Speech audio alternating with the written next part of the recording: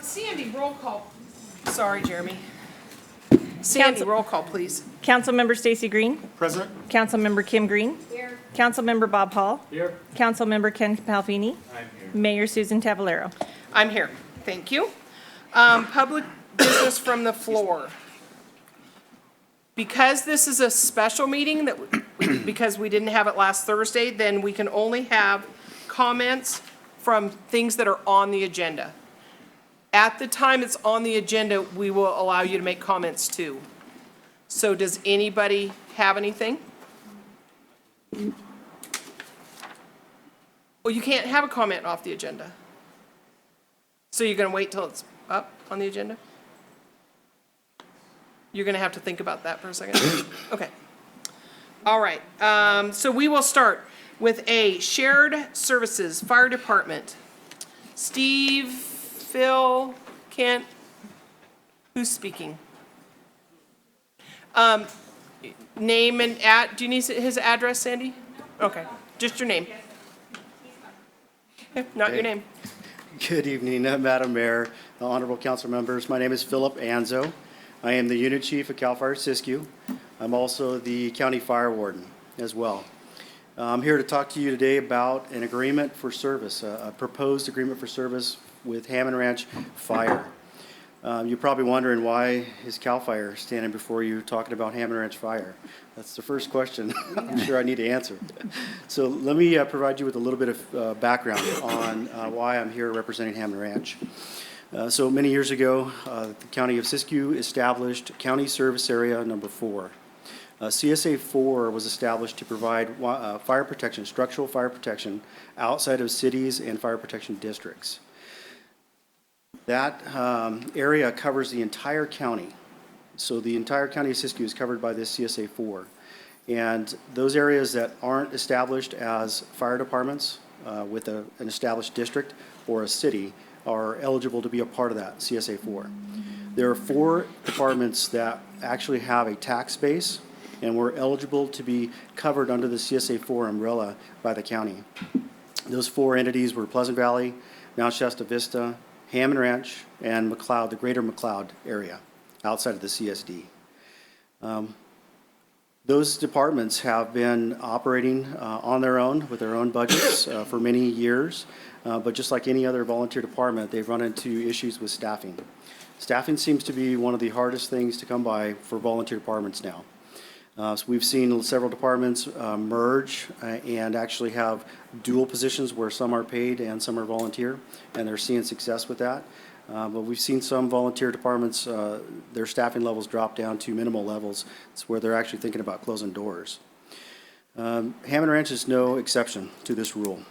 We just recently lost the fire chief, resigned due to circumstances beyond their control. They had to leave the area. They resigned, and because I am the appointed county fire warden, I am also appointed as the department head for CSA 4. So I am representing the departments that I mentioned, those 4 departments. We are seeing these struggles throughout all of those CSA 4 departments with a lack of personnel. What I'm looking for now at this point is an agreement for service from surrounding fire departments to help provide that fire protection that that fire department is supposed to supply to their communities. So as it stands right now, Hammond Ranch Fire has a small roster of personnel, but nobody is willing to take the fire chief's position to run that department day to day. So we need that leadership. Right now, I am assuming the role and responsibility of fire chief of Hammond Ranch Fire. That's difficult for me to do, having my own department to run at a much higher level. And so I truly need somebody there to provide supervision and leadership.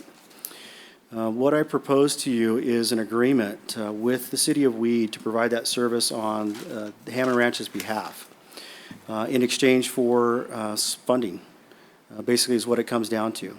They do have their own special tax assessment that provides for the fire department's budget, and I am definitely willing to have conversations and negotiate on an amount that would be appropriate for, depending on how much of the services that you truly want to take on. What I mean by that is We have a building there, we have equipment, somebody has to pay the electricity, somebody has to pay the water and the garbage and those type of things. Those are all things that we can have discussions about to establish a price for this service. I am fully confident that the Weed City Fire Department is capable of taking on the additional workload because they already have an automatic aid agreement with Hammond Ranch Fire. So they're already responding out to calls within that area. So I think that this agreement for service would be mutually beneficial to both Hammond Ranch, being able to provide them with the services that they truly need, which is the fire department and emergency services. And it will be a benefit to Weed City because there's a monetary gain potentially that could offset any costs that may be incurred by the city. And I'm more than happy to answer any questions regarding the agreement or just the concept in general. Are you ready? Yes, sir. Ms. Mayor, no, you said just what I was thinking about, because you mentioned that, great, we can do services, but what's the financial or monetary piece that's gonna affect the weed? It's not working. You told me to talk loud. Is this one? This one? Okay, I got you. So did you hear that? I'm sorry, sir. Yeah, so the monetary amount, that is a discussion that we truly need to have. I'm not remembering the amount of money that they bring in on an annual basis. And what I mean by that is that we do have to pay those fixed costs for the building. If Weed City believes that they want to take on all of the costs for operating that department, you can have the money, all of the money that goes with it. If you don't want to take on the building and the building maintenance or the equipment and the equipment maintenance, I'm going to have to hold that money back that I typically use on an annual basis to ensure that I can supply that amount and maintain the building, maintain the equipment, insurance, whatever it may be. So all of that stuff is negotiable, and I want to make sure that you understand that we just got to make sure that they are operational at all times, which means the equipment, the building, everything that comes with a fire department. And that's why I asked that. Thank you for saying that, because I know what our chief has done, what he explained. In his first presentation, when he was first hired, he came with a grant. I said, I like you, because you come with a grant. And that's the amount, we were talking this amongst ourselves, that's the concern that some of us have as a council, that yes, we can take on this duty, but is it gonna be financially supported with resources and everything that we have? We don't want someone slicing it outside of it. No, you can't have that because of finances. So I'll be looking forward to whatever discussions we have, so we know that, so we don't put them in a situation that they can't be effective, resourceful. Absolutely. I come with money. Lots? Well, Enough? Bob, do you have any questions? Are you still thinking? Not right now. Thank you for that, thank you. You're up. Bob's gonna come up. Okay.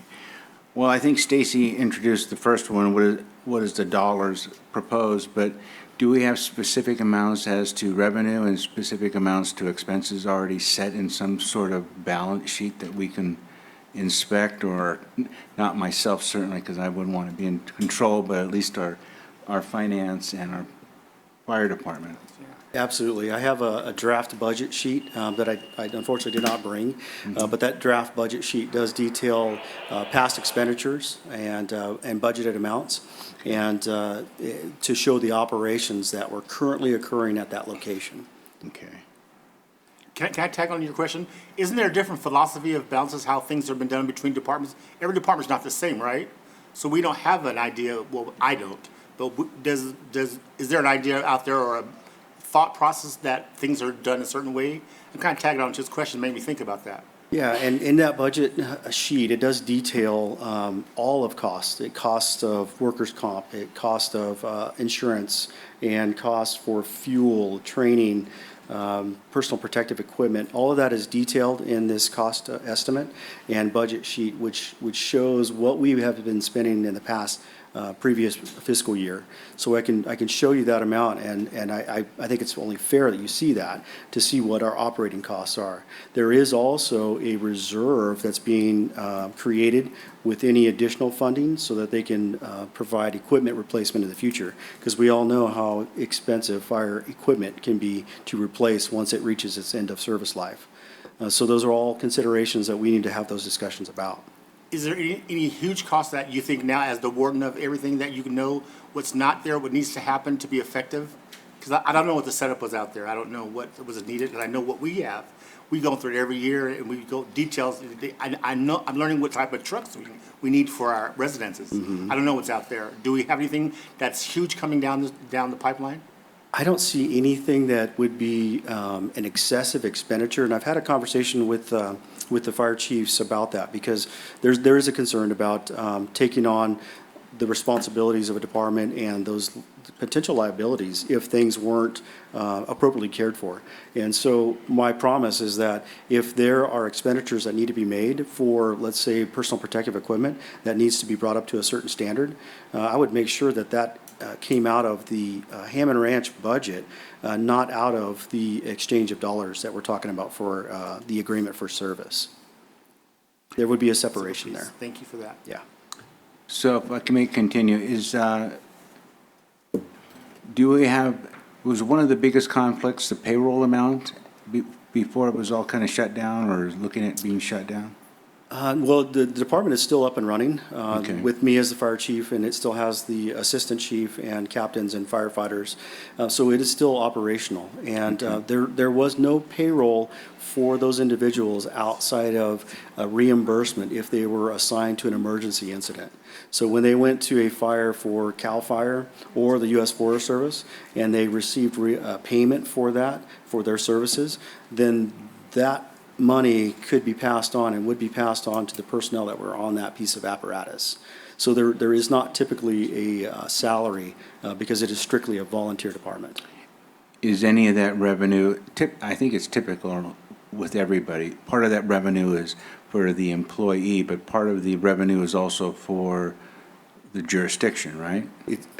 For the two things, personnel and equipment. So the equipment actually makes a rental amount as well and can be reimbursed, correct? Okay, so there is revenue generation as well. There is, and those can be part of the discussion on whether you want to take on the equipment responsibilities, which includes insurance and maintenance, and therefore you could receive that revenue as well, which would be appropriate. Okay. A lot of financials involved with it, a lot of numbers. Bob? Phil, my main concern is in the future. You know, I know that those, what I understand at least, that the insurance rates for those properties out there are going up as our potential for fire increases. How does the funding look down the road? Because nothing's going to get cheaper. We know that. My concern is that we're down the road, we're looking at when we can't afford volunteers because of the training and the cost of the equipment and that type of thing. What is the funding like? How is the funding collected now? So I don't have that number off the top of my head, but I can tell you about the special tax assessment. It's based on whether the property or parcels are improved or whether they're unimproved. And then it's a flat rate for those two separate distinctions of the parcels. With this particular tax assessment, there is a CPI included, and so each year it can and usually does increase. So that amount does try to keep up with the cost of living, so it does have that consumer price index increase annually. And who regulates that? That would be me. Again, as the county fire warden, I determine what the tax assessment is for the jurisdiction, and therefore I do have the information, and I'm going through the process right now for Hammond Ranch Fire to determine those tax assessments based on the parcels. And you are still going to have that jurisdiction? Correct. You're That still will there in that That position? still will fall on me as the county fire warden. I'm still responsible for Hammond Ranch. And even if we enter into an agreement for service, it'll be my responsibility to ensure that those services are being provided and will be evaluated by myself. The benefit of this agreement, the way that it is written, it allows for either entity to exit the agreement with 30 days written notice. So it can be a short-term termination if needed, for whatever reason. I believe the amount that was presented to us at the beginning was $40,000 a year. So the assessment is right now? Yeah, I didn't want to speak out of turn, but I believe. think it is I 40. believe you're right. Yep. I've been dealing with another fire with lots of different numbers, so my apologies. So, if I may, does that assessment, is it a taxation situation which has to go through a tax vote or anything like that? Or is it something that is just flat assessed by the fire council or whoever? Yeah, it's already been established, approved by the voters, and so it is an annual assessment as long as the services can be provided. If we can no longer provide the service, we will not assess the tax. So it is an annual assessment. Okay. Do you have something, Emily? I want to hear from your side. Ms. Mayor, do you have something? I'm seeing you. Sure. I'm seeing you remind. I have a whole list of questions, so you guys all go. Hi, Phil. So, just administratively, my assumption is that the tax revenue and payment of expenses are still going to be going through the county, which they already pay a fee for them to do that service. Correct. So if we were to enter into this, that would mean we would have to go through their system, their rules, their processing to pay those for the Hammond Ranch? No. No. So depending on how we make this agreement move forward, what we can do is what they call a contribution to others, which I'm sure you Right. remember. And what will happen was, quarterly, the City of Weed would invoice Hammond Ranch Fire, and we would take that invoice and pay for the services under that contribution for others. So you will receive a flat check for the services you provided. Okay. And you can utilize those dollars however you choose, as long as we are operational and we are able to provide the services. Okay, so it would be a flat check for us that we then in turn are paying power and all of that? Depending on if you want to take that on. That's what I'm saying, Yes. because here's my question. Hammond Ranch has a power bill. Who is getting that power bill paid? Is that now our administrative duty? Or is someone at Hammond Ranch taking care of that through the county? If you want to take that on, then you can. That's part of the negotiations. Correct. I'm just trying to give you And- guys an idea of the Right, administrative, resources, sure. Yes. additional duties that will come with dealing directly, having the county pay bills. I'm Very, just very good know that question, from- very good point. And those are part of those negotiations that we do need to talk about in detail. Okay, so I have a question. So no matter which we choose to do, it's also going to affect CAL FIRE in Weed, correct? Will they be involved at all? I'm thinking maybe we want their opinion also? Well, Or you yeah, gonna you can speak ask for their all? opinion, absolutely. That's his I am the unit chief of CAL FIRE, so you're getting my opinion, but the local battalion chief. He just gave you his. I would love for to ask his Well, you opinion. you don't get to be at every station on a day-to-day basis. That is correct. So you're spread a lot thinner. I will turn it over to Chief Cunningham. Hello, my name's Kent Cunningham. I'm the local battalion chief here for the Weed and McDowell Battalion. So, just to start, it's my job to work really closely with these two gentlemen. And for the past year that I've been here, we've developed a good working relationship where we communicate with each other and help with each other. So if this was to go through, if there was any problems or any issues or questions or concerns, they would come through me. And if I couldn't handle them, I would take them up to the chief. As far as what the future looks like, this is going to be the future of the fire service in Siskiyou County, consolidation. I don't have to tell you up here how tight things are getting money-wise, how complex things are getting, how departments are losing volunteers. Consolidation for these small fire departments to continue to stand up and provide service is consolidation. We no longer can afford to have those single entities that are costing an amount of money by themselves. We're going to have to combine our money at some point countywide to start moving forward to collectively do this. So whether this is the first one or not or something, I'm sure you will see this coming in the future. Does Mayor ask a question? Mm-hmm. So the big elephant in the room for me, we ended an agreement with you guys a few years ago or 1 year. So that methodology is changing now based on what you just said. Right? So you ended an agreement with us a couple years ago when I was your administrative fire captain that was in the chief's position, right? Yes. Okay. Yes. We ended that agreement, right?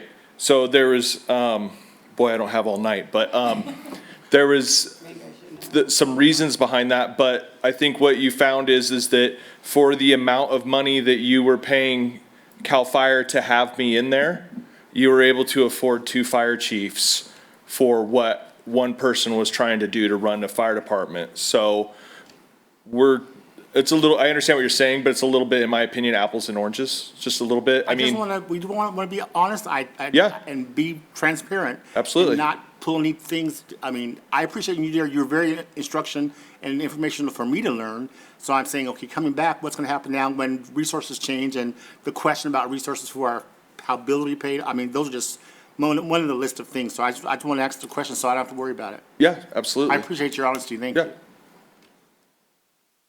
That's all I had. I'm good. Question, is there an owners organization out there? How is what type of an organization is there? The only thing we've ever, as far as Hammond Ranch people, they've come in and they pretty much shot, tied up Love's as tight as they could as far as us moving on with that. And I don't know who they are. Is this is there an organization other than you with the property owners? Yeah, there is a property owners association that is in that area, and they are separate from, a separate entity completely from the fire department. The fire department is its own organization, and basically it is a county entity in the way it is formed now. So when you deal with the, do you personally work with the organization? My dealings with the Property Owners Association is mostly regulatory, where the state of California enforces public resources codes. We do have some dealings through the volunteer fire department, just with some local fire concerns. That's our dealings with the Property Owners Association. It usually revolves around water sources, gates, roads, and those type of things. So it appears that this negotiation will be very complex, to Well, say. let me add one thing, Bob, is that the Hammond's Ranch Fire Department not only responds to Hammond's, they also respond to all of North Old Stage Road. They respond to College Avenue. So their jurisdiction is kind of beyond, I get your impetus and your feeling with that, but it's beyond that group that's impacting Okay. what you're talking about. Well, that's what I was Okay. trying. I think I understand what you're saying, because of what the owners have done in other episodes. Now we're going to be connected with them again through the fire department. Is that? Well, I was just wondering who I'm thinking they that. were. Who? That's a valid question. Yeah, I appreciate that. Yeah, hopefully I answered that. And this is going to open up some opportunities for our sleepers too, correct? Sure. Yeah, absolutely. That's my Absolutely. understanding, yeah. You actually have more space and more apparatus to utilize, and so it can definitely benefit you there. Oh, wow, sleepers, yeah. Please understand that there are other fire departments that butt up to or tag into Hammond Ranch's response area, okay? But with the sleeper program and the leadership that you currently have with your fire department, it was an easy choice for us to approach them and say, hey, what do you think? Let's start having conversations before we even came to talk to you, because of the excellent job that they've done with the sleeper program there at the City of Weed. They can now expand that into Hammond Ranch. So we're very comfortable with the services they would be able to provide, as well as, the leadership and the being able to watch and make sure they're doing the appropriate things that they're supposed to be doing there. We just need more bodies. Yes. Consolidation. Okay, I'm looking for you. Yeah, oh, I've got a whole list. So there's a tax on the residences. How many residences are out there? Improved. I'll have to get back to you on that, but I can provide you with that. Can you make an guesstimate? 100 or 500? I can't even guesstimate right now. I'm sorry, but I can Okay. get back to you on that. Okay, write that down. All right, and then, and unapproved. Are you writing that down? Kent, not on your hand. How many personnel do they have out there? They have 6 on the roster currently. And that's everybody? That is everybody. And it's volunteer, you said, And right? those are all volunteers. They are all right? volunteers, A correct? couple students? No, do those- these are all volunteers. Are they- Their student population is 0 right now. All right. Is somebody living at the stations? At the station out there? They are not currently. Okay. There's a couple folks in Mount Shasta that are looking. It just Yeah. keeps- Somebody's out at the park too. How much is their assessment? I will have to double check because each one of the entities has a different scale. And so I can provide you with that information. Is it by their size, lot size, house size? Said it was. No, It's a it's flat rate. basically improved or unimproved. Right. But there are some variations. Some of the areas have more unimproved parcels, and so if you owned multiple parcels, you got a break and were charged less for those unimproved parcels. So it's not a entirely linear amount, but I can definitely provide you with that information. Because I Okay. know it's important. And what's their ISO rating? 8B. 12? I want to say it is, What is yeah. 8B. 8? 8B, except for some areas, which is a 9 up on the outskirts. Excellent. Would you like a position? Well, He volunteered a lot. So how does that rate to what you asked ISO to what we department, help us all to what's ours, understand that? what's ours, 3? 3. And what does the And numbers there's, mean? actually, for your we're eight? going through the ISO rating right now. And our big problem, Explain ISO rating. ISO is Insurance Service Office, and they rate you every 2 to 4 years. So they go off hydrants, the amount of people you have, the amount of apparatus you have. And our problem right now is we don't have any reserve apparatus, because we're doing the ISO rating right now. And that was one of the questions they have is, where's your reserve apparatus? And we're like, I don't have any. So Hammer Ranch would help our ISO rating by having reserve apparatus. So what's the purpose of having a higher than a lower rating? What does that The mean? lower rating you have, the less insurance businesses pay. Let me add a caveat to that, if you guys will may, and I am in the insurance business, and we do use ISO. ISO is secondary compared to brush scoring and fire scoring, and also wind scoring factors that are being, this is getting to be more technical, as you guys are aware, of prevailing winds, everything involved with trees, brush. It's getting fairly technical, and we utilize that more than anything.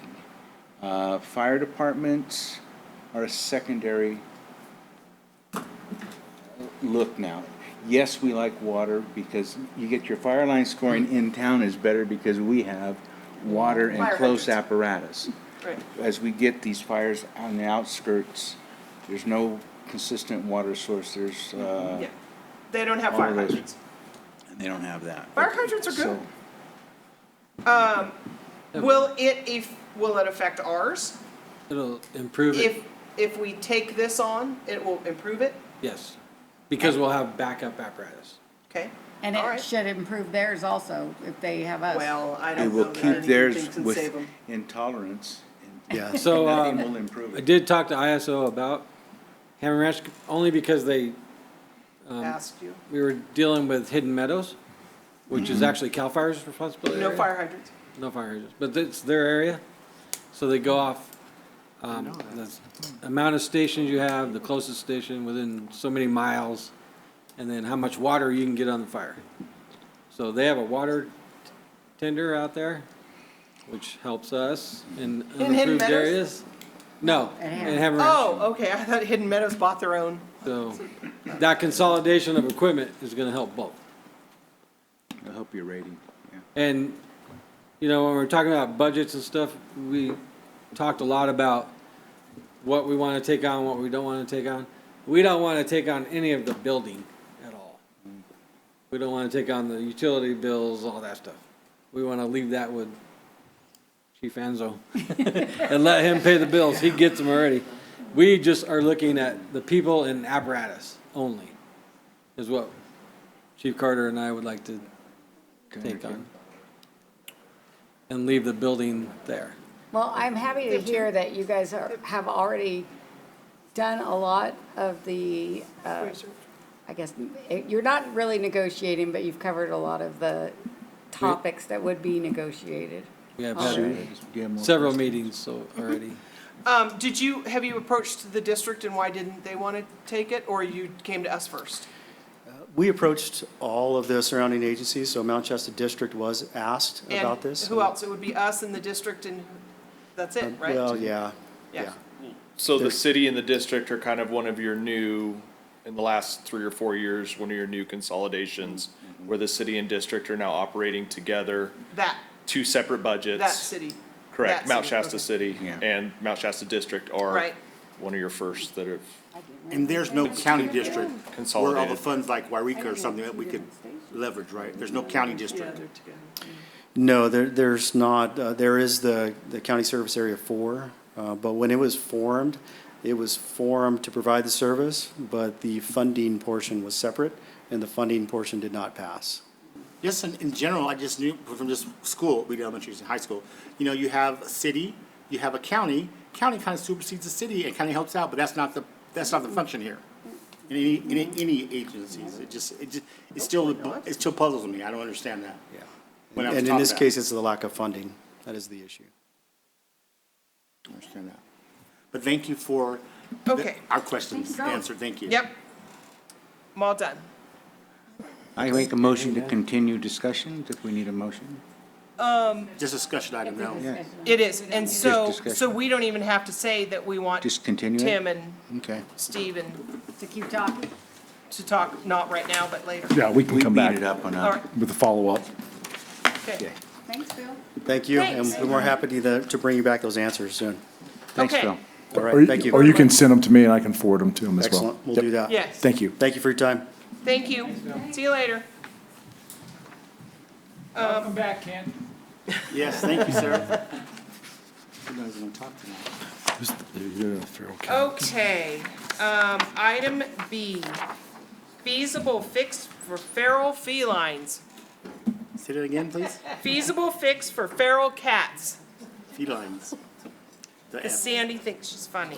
Th- Who's, I'm happy to okay, take this. Right. So, thank you, council.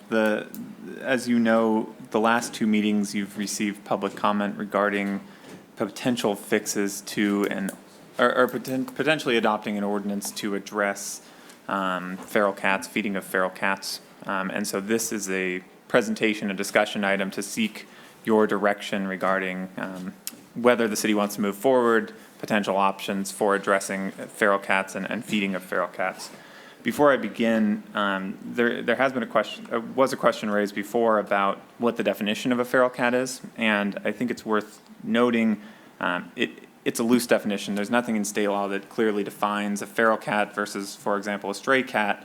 The city of Beverly Hills, for example, which I've included some information about their program, they define a feral cat as a cat that lives permanently outside of a domestic home and is not owned and cared for as a typical companion animal or pet as a result of having been born feral, abandoned by an owner, or rendered homeless, wild, or stray by any other means. So it's a relatively broad definition of what we're talking about here as feral cats. The chief can speak to this potentially more as well, but if we identified cats that, there's a registration process for if you have a cat as a pet. We would look to that to determine whether a cat is feral or not, if they're chipped or not. There's a number of other factors we might look to determine if a cat is feral. It's unlikely that would be necessary, especially if you're leaving food out. For a number of cats, you would not determine that each one was feral before enforcing the ordinance. So with that, just briefly, there's typically two procedures for regulating feral cat, feeding of feral cats. The first is a blanket prohibition that's either going to be location specific, for example, in all residential zones within the city, or that's just a blanket across the city. So Clovis, for example, just says simply it's unlawful for any person within the city to intentionally provide food, water, or other forms of sustenance to a feral cat or feral cat colony, period. And that would be enforceable presumably as an infraction. Any municipal code violation can be enforced as an infraction, a misdemeanor, or through the administrative citation process. So we have a number of enforcement mechanisms there. The more complicated option is what's called a trap, neuter, and return program, which I understand the council has some experience with from about 10 years ago. Basically what this does, at least in the form that I've provided as an attachment here, is the city permits certain organizations who meet standards that the city promulgates to trap feral cats, to neuter them, to take them to a veterinarian to be neutered, and then to return them to the wild, subject to certain conditions, again, through a permit process. And typically, trap, neuter, and return, the goal of these programs, TNR programs, is to, over time, reduce the population of feral cats by not allowing them to breed, as opposed to other means of reducing feral cat populations. And typically, this is an option related to feeding feral cats because you would typically only allow permitted TNR operators, folks that have been issued a permit by the city to trap, neuter, and return feral cats. Only those folks would be allowed to feed feral cats. So nobody would be allowed to feed feral cats unless they were doing so as part of a permitted TNR program. The other brief point I'll mention is that, as I understand, the city did a similar program about 10 years ago. The city in that case was the one that footed the bill for some or all of it. That is one mechanism for doing so. The other mechanism, as I mentioned, is to permit other agencies, other nonprofits, other individuals perhaps, likely nonprofits, to go out and do it on their own cost. And then so long as they're complying with any of the requirements that the city mandates as part of their permit. So with that, I'm happy to answer any questions, but those are generally your two options. Again, blanket prohibition, either location specific or across the city, or a more complex trap, neuter, return program, including a prohibition on feeding unless you are permitted under that section. Mrs. Mayor, may I ask a question? You just mentioned one that I think is really important to know. Either can the chief or Emily also speak to the financial part, what the cost was. You may have the records 10 years ago, what we were paying, what we're doing if we do another program, how's it going to look in proportion to our budget? Just wondering. Well, mind you, it was actually prior to the Bulls fires, 2013. Mind you, the wages overtime were significantly less. Within the first month and a half, the program reached around $2,000 right off. Just between we were able to get reduced spay and neuter program, but we also had a significant overtime and additional time transporting the animal to the animal hospitals where the procedures were done. But it quickly, I mean, within a month and a half, $2,000, if I remember right. You have anything to add to that, Emily? Way before my time. Okay, no. So Tim, what's your thought about this? Well, You two and the lawyer. The responsibility for the neutering would be to the individual that is permitted, not for the city to do it. The organization or group, right? Yeah, if it's an organization or a group of people that are actually in the program, they're going to be the ones responsible for all the costs associated with the spay and neuter program. So our biggest thing, I mean, we can work with them and try to help them as far as, working with vets and things that, might be able to give them a discount or something to that effect. But yeah, we're not really looking for the city to be involved in paying for all the associated cost with, this individual or group that gets permitted, so. And so if it was done that way, as Tim's mentioned, where the permittee is the one taking all of these actions and taking on that $2,000 in costs, the cost of the city would be administrative, so staff time that was spent processing applications, doing enforcement, et cetera. And under state law, we can charge a fee high enough for the permit application to recover those costs. So theoretically, we could charge them a permit fee that covered the costs of reviewing their application, estimated costs of enforcement, making sure that they meet their conditions, et cetera. Practically, it is sometimes challenging to charge a fee that accurately reflects the cost to the city of running permitting programs, so that is also something to take into account. And thank you, I was asking because of those resources, how would that affect our current staffing? What's going to be needed, an extra body, extra person? Of course, part-time? Of course, and that is going to be something that the chief can speak to about, it might be a challenging staffing issue to just be accepting and reviewing these applications without bringing somebody else on, which is a whole nother discussion. Go ahead, Ken. I know TNR is the humane or I guess, a little politer way of dealing with the cats. Although, again, as I go, I'm always around neighborhoods. What I see is, even with TNR, I'll see a household with 15 boxes up that are all with feral cats in them. The nastiest smells there are. And I have cats. I actually own a feral cat. So one came through my door. He's got a clipped ear. He's my new buddy. But that's more the exception than the rule, I'm thinking. My question is on prohibition. Who picks up the cats?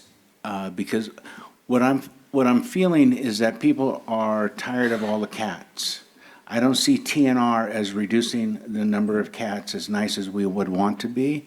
I see a prohibition as a way of removing those cats. I'm not sure if, the end result is what everybody is looking for, which is, to me, is you put them down. That's, So, sorry for me to say that, but that is the no, so result.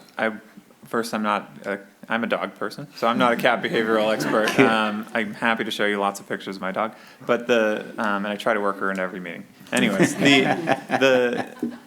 my understanding is one of the beliefs is that if feral cats are not fed, that they will seek food elsewhere, particularly in more rural areas like here. So they will, which might not mean that they're leaving the city's jurisdiction. I would have to do a bit more research on options for reducing cat population, otherwise putting them down, et cetera. And the chief might have more thoughts on that as well. But I would have to do more research on the second step beyond no more feeding to bring them all into condensed areas. And the problem with the feral cats, a lot of them are not adoptable. They're not. So, you're talking about wild cats and bringing them in, neutering them, and like I said, so They're still wild. Mine has 2 tails and 3 eyes. other than that, He's fine. yeah. Mine won't. So, but that becomes the big issue too, because a lot of the Humane Society folks, they're the ones that will go out and, try to, spay, neuter, and then get them adopted. But these cats are not really, typically not adoptable.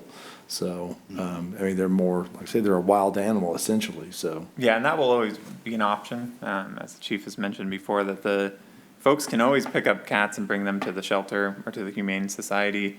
How they are processed and whether they're kept there is something for the Humane Society. I'm not aware of how that works, but theoretically, folks can bring them in there regardless of TNR processes or feeding requirements.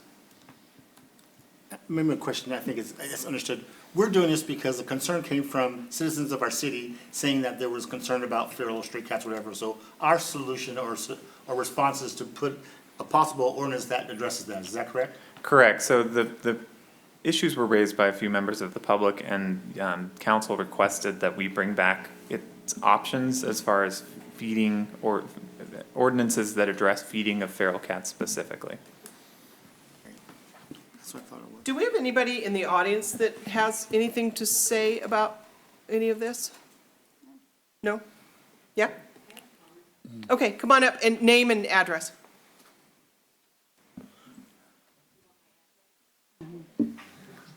My name is Sheila Price. I'm associated with Bulls Creek Apartments here in Weed, Phase 1 and 2. Okay. I am very familiar with the feral cat issue, or at least in our area. A lot of times people just don't want their pet anymore and they just drop it off at the local apartment complex. So that has become an issue over years' time. We did have a situation a few years back where we worked with a local agency. I think it was a nonprofit, and they came in and they trapped a bunch of cats. But we were required to bring them back because they were not adoptable. And we had to agree that we would continue to feed them because that's where they were at. So, and I'm afraid that you can't just drive down to the local Humane Society and take animals. They won't take them. So in Mount Shasta, they will not take a cat. You can't just catch it and take it down there. They won't take it. So I don't know what the what the option is, but I can tell you that the elderly ladies that are feeding the feral and stray cats at the apartment complex are probably going to continue to feed them because they have tender hearts, and that's why they're doing it to begin with. So- Are they ladies that live there in your apartment Yeah. complex? Yeah. Okay, And it's been an ongoing problem long before I got there. right. Yes, and it will continue to be a problem. But trap and neuter did not work either to reduce the population. It did, Oh, it did? but we weren't able to continue to do it because the nonprofit ran out of money. And the owners of the apartment complexes were not willing to continue to fund the feeding that was necessary to continue that program. So it did work in the short term, but unfortunately, people continue to drop off their unwanted animals at the local apartment complex. So I it's can kind of see an that. ongoing issue. And now, are you guys from the Angel Valley? Okay, so that one is people from, not the old ladies that live by you are not feeding them. Right, and I found out that, I believe he comes to my neighborhood also. He comes to a lot of neighborhoods. Yeah, We have a woman in our neighborhood. I know, and all of this was news to me till the neighbor said, oh, yeah, no, he comes down the street. Okay, That was the Ms. only Mayor? comment that I yeah, had. thank you, I appreciate that. It was good information. Ms. Mayor? Yes, I agree. I don't think that the catch, neuter, and release, I don't think, I'm sure it appeared that it was working at first, but to really take care of the overall problem at the end of it, not getting, you'd have to get them all. You know, for it to work, you'd have to get them all. And my concern is that the people that have to put up with the problem, I mean, it's severe. I mean, it can be it's severe. We had it in our neighborhood, and I mean, we had 80, 90 cats, you know, in the neighborhood, and people were feeding it.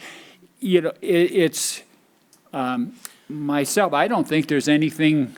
I think the problem is that feeding feral cats is a fairly new thing. I don't think it's really natural. I don't think it's nature for this to prevail. I think we need to adopt something that it doesn't work. Feeding feral cats, you're going to have more feral cats. Where does it end? You know, that's my feeling on it. So. Would the infractions come with a fine if they were, okay. So infractions, yes, or I believe a $250 fine. Or bail schedule of the city, it's 50, 100, 250 if it's within a year. The other option is, as you mentioned, being an infraction, is if you put it on a county site, like say you would lack of rabies vaccination, then the county tags on state and county fees that, so for example, a truck route violation on an admin site is $50. On a county citation, going through the court system, it ends up being $400. So that, we could either do it administratively on a city administrative site, or we could do it through a county citation with a municipal code violation. As long as we would get more of the resources back, then it all goes to the county. Well, yeah, that's for county and state fees for using the court system. That's why you pay so much more. I like to also add just simplicity, or simple-mindedness on my part is, you know, what if somebody decides, well, they're going to start feeding bears? What if somebody thinks that they're going to feed the raccoons? The raccoons are cute. And You the know? deer, it's illegal to feed Yes. deer and it's bears, I'm assuming too, right? I mean, there's a wildlife and you can get fined for that. A feral cat is pretty close to a wild animal. Or if it's not, I believe it's a wild animal. Yeah. I would like to kind of end the discussion a bit, but, thanks, No. and look for some form of prohibition. Or others that the council might deem, but I'm actually leaning, I would like to see more on prohibition. The TNR is maybe for some neighborhoods, but I don't think it fits here. We're spread out all over the place. We got problems all over the place, and we don't have law enforcement or code enforcement to deal with on that particular end, even if it's, we go to a nonprofit, when those nonprofits go away, we still end up with the problem, and we end up with more costs. So, One last thing on prohibition. Prohibition, I agree with that. My question would be, how do we end this? How do if we're not letting people feed the cats, what do we do with the cats? They'll go away. They will Well, go- except for hers. Yeah. Okay, we would just forget about the cats Well, and, the enforcement of it which would be, like I said, using our community service officers and PD to write up citations, would probably deter some people from, but, so they're gone. Let's say that they're no longer feeding the cats, but we still have, well, the Cats. cats are gonna either go through garbage cans or whatever they can, or they'll start going out into the woods and living out there, so. And eat the mice. So, okay? So I asked earlier, do we know who's doing this? Is there more than one group? Or is it and I'm not talking about her old ladies. So there's one group that's doing it, there's another neighborhood that's complaining about a house that's doing it. But the group, I would imagine, once they're notified, then they'll decide what they're going to do at that point. The residents may take a little bit longer time to convince that, you know. But you Well- know who to notify. Yes, I've contacted one of them, like I said, they were putting out a trap at that time, but the problem was the trap was on, in a location they weren't allowed to be, so. Well, I don't think you can fix the fact that the old ladies feel sorry for the cats, and so they're going to put the food out there. I'm not real sure that they are the hugest problem, if hugest is a word. I think it's the people that like show up to the empty lot down the street and start putting out cat food. It's that person, That's who we've received the most complaints, that group. well, and they're the problem. Yeah. And people are going to put a bowl of cat food outside if they have cats that are inside and outside cats. But it's the people that are doing them with the masses that I think, because, I wasn't all for getting rid of the whole thing, but now I think I am.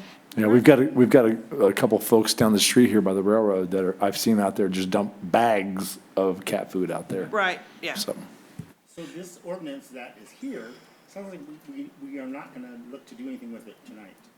no, this No, is it's for just discussion only. Discussion only. Yeah, yeah. And direction. yeah, so Yeah. we'll hopefully receive direction Yeah. from you all on And which my- direction you want to go. Yeah. Which is direction, I suppose. And Justin, I know you haven't worked enough lately. How is it going to be easy? Nothing's easy, but is it going to be easy to get to these people and say, stop, or we're going to fine you? Yeah, we'll reach out to them and say, this is, if the council chose to go with an ordinance, we would reach out to them and notify them of the new ordinance. And then we would have people that would call us and tell us if they were coming back. Yes, and if it continues to be a problem, then we will focus enforcement at that time in that area and go from there. Okay. Do we, You got it? Just to clarify, the direction is to come back with an ordinance that, a simple prohibition? Yes. Okay. I think so. And I wanted to I make am sure a I'm on the cat same page. person. But I have my own three, and I won't bring hold them it in at against you. nighttime. Huh? I said I won't hold it against you. No, I know, and I'm gonna tell you about my cats, because you had to tell me about your dogs. I got lizards, cats, dogs, I got them all. But But they're all But mine. actually, I've had a cat killed by a feral cat, because they're also not nice. Not only are they a menace, but they will kill a cat if they're in heat. Anyway. Okay, we good there? Yep. All right. C, Resolution 092021. Council will consider resolution recommending reorganization of Siskiyou Union High School District and Weed Union Elementary School District. Yeah. Should we have audience? There's a lot of audience for this. Do you I'll want just them make first? one quick comment. Okay, thank you. And then you can go to the members of the public. We would propose to slightly modify the language of the resolution so it instead reads, a resolution of the City Council of the City of Weed authorizing transmission of a petition for reorganization of Siskiyou Union High School District and Weed Union Elementary School District. So it would be authorizing transmission of the petition, which would just begin the process without formalizing a recommendation. And the resolution here would qualify as the petition itself. We would, along with that, slightly modify the language below to conform with what I just said. I can propose that before you make a motion if you do, but that is my recommended motion, just to better capture what the council's interest is, or what my understanding of your interest is. Can you say it one more time so the public can hear? Of course. So it would be a resolution of the City Council of the City of Weed authorizing transmission of a petition for reorganization of Siskiyou Union High School District and Weed Union Elementary School District. So we would be removing the word recommending and including authorizing transmission of a petition for reorganization. Which means we are asking somebody to look at it. Yes, yeah, so it would have a similar effect. The city council wouldn't be stating that they were recommending this proposal. They would instead be taking the necessary step to, and we can discuss this later unless you got it all from the staff report, but it would be just beginning the process where this then goes to the, what is it called? The County Committee on School District Organization. Okay, thank you. Would anybody like to speak? Come on, somebody's got to be first. Oh. Either one. Name and address. Oh, and you have 3 minutes. Yeah. I brought some remarks anyways, just so that I could keep it straight. Sheila Price again. Did you come here for this or for the cats? Or both? No, I actually came here for this. Okay. The cats was a bonus. Well, thank you. I appreciate that. That was good. Madam Mayor, esteemed members of the council, good afternoon. My name is Sheila Price. Thank you for the opportunity to speak to you today. I would like to express my support for the creation of a separate school district for the Weed schools. As a parent of 3 and a former educator in Siskiyou County, I can attest to the significant differences between the many different communities in our area. Each community looking out for their best interests and the best interests of their citizens. There's no one more in tune with the unique needs and challenges of our schools and its students than we are. Creating our own school district would allow our community's collective voice to be heard very clearly. Our students would be our #1 priority without the confusion or haze from the input of other communities. We have an incredible opportunity to put, our kids, our schools, our community at the forefront. Our incredible community, made up of wonderful diversity and variety, has the opportunity to shape and meld in a profound way the hearts and minds of our future. Thank you for your time. Thank you.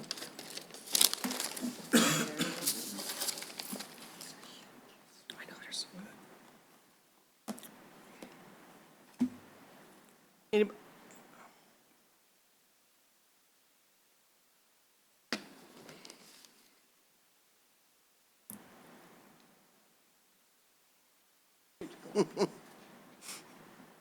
That's what we need. Mike Matheson, 17133 Casper Road, Weed. And I'm here as the former principal of Weed High School and current superintendent of the Siskiyou Union High School District. So Mayor Tavallaro, esteemed members of the Weed City Council, on behalf of the Siskiyou Union High School District and the students and families that we serve, I would like to ask the Weed City Council to take a pause on the decision to reorganize Siskiyou Union High School District and Weed Union Elementary as indicated in the resolution 09-2021. Weed Union Elementary and the Siskiyou Union High School District have had a long history of working in partnership to educate the youth of our community and provide services to our families. A few examples of this partnership include our joint Gear Up program that we've had for over 8 years, transition support for our 8th graders as they move to high school, working at a local and county levels to enhance and align curriculum We recently partnered with the Weed Police Department to have a school resource officer that provided services to Weed High School and Weed Elementary School in a joint effort to improve attendance rates. We have shared transportation services, food services, and even a music teacher. Under the current partnership and configuration, we have graduated students from our schools that have gone on to most major universities and colleges across the state and country, and they have entered every career imaginable. Collectively, we prepare our students. At this point, we are not stating an opposition to the reorganization that you are proposing in your resolution. We are simply asking for the opportunity to have the two school districts in question meet and discuss possibilities. Frankly, we were surprised that I nor the SUHSD board were approached with that possibility. Maybe through a dialogue, we can address potential needs and ultimately identify solutions. The governance teams at each of these districts should meet and have the opportunity to discuss this prior to you making this decision that puts the process straight to the county.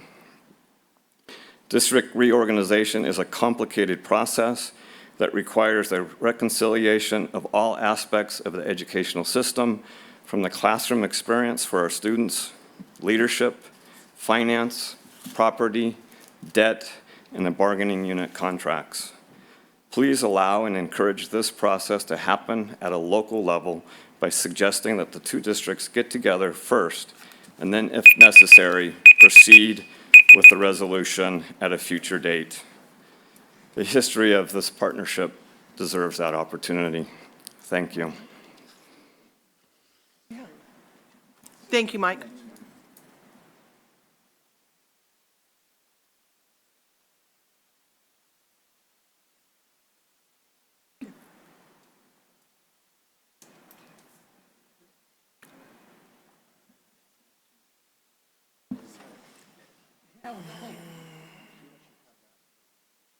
Good evening, council members. My name is Debbie Goltz. I live at 19030 Rainbow Way, and I am the president of the Weed Elementary School Board of Trustees. I would like to thank the council for placing the resolution requesting a study into the feasibility of reunification of the Weed schools on your agenda. Like you, the goal of the Weed Elementary School Board is to best represent our community, and we want to not just listen to, but to respect the voices of the people of Weed, especially when it comes to their most precious resource, their children. We take our role as trustees very seriously and are committed to advocating for what is best for our students and their families, not our own personal agendas. And I believe that you as council members feel the same way. So I thank you for listening and being open to having a role in exploring this idea. Whether it comes back as a feasible option or not, the parents and community members will know they were heard. It is my personal opinion that the reunification proposal has a lot of merit and is worthy of exploration.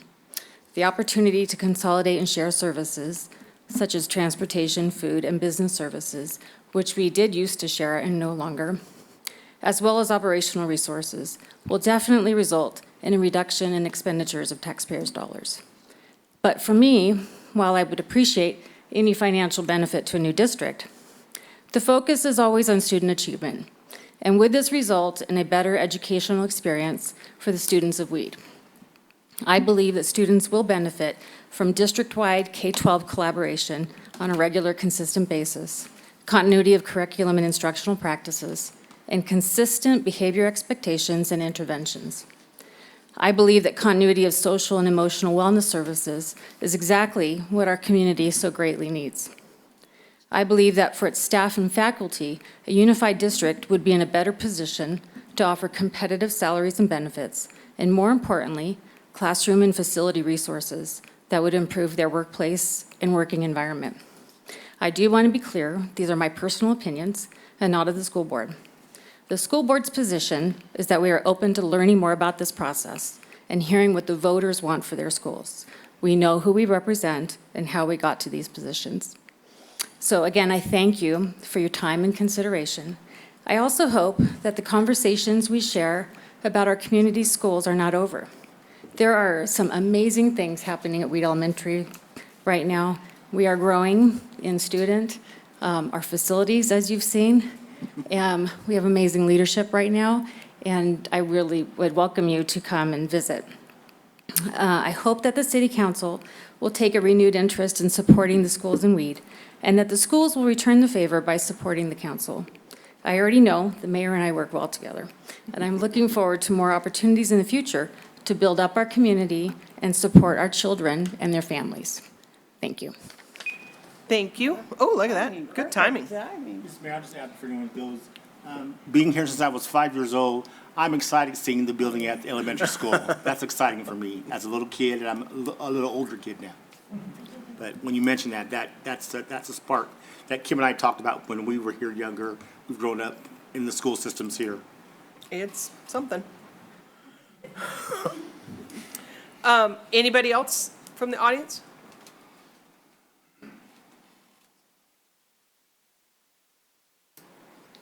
Good evening, John Ray, 6524 Hogan Drive, Weed, California.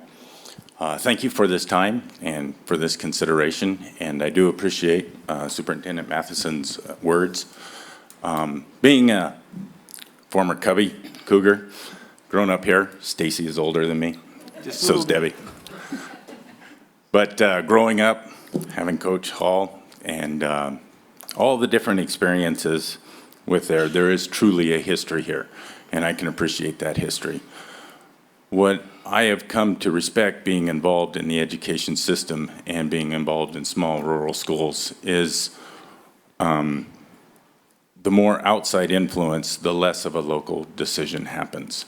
And while I can appreciate that we should work closer together, I can also appreciate that they have a district to run and we have a district to run. And ultimately, the decisions have to make financial sense for two separate entities, as opposed to one entity. I'll give you an example. Superintendent Matheson about last year had to make a decision on food services. It was previously, he shared services with Weed Elementary. They chose to go a different direction because it made financial sense to them. However, it did hinder Weed Elementary in the financial decision to do that, as we had the staff in there, and then the law came out that you can't lay anybody off in food services. So that decision by two different entities to make decisions based on that entity, individual choices, affects the other one and ultimately affected the kids. Whereas if it is one entity making the decision for one community, it makes better sense, and folks don't have to force meetings, folks don't have to get together, as it is a single entity making a single decision.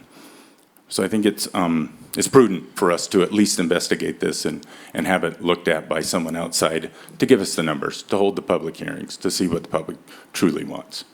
Thank you. Thank you. And to all you Cubbies and Cougars, when the governor was here last week, he did look around Weed High School and goes, "There's like Cougars here?" And I go, "Well, yeah, I mean, we're in the woods." So then we had a whole discussion about cougars and deers and raccoons but He now knows where we are. yeah, now he knows.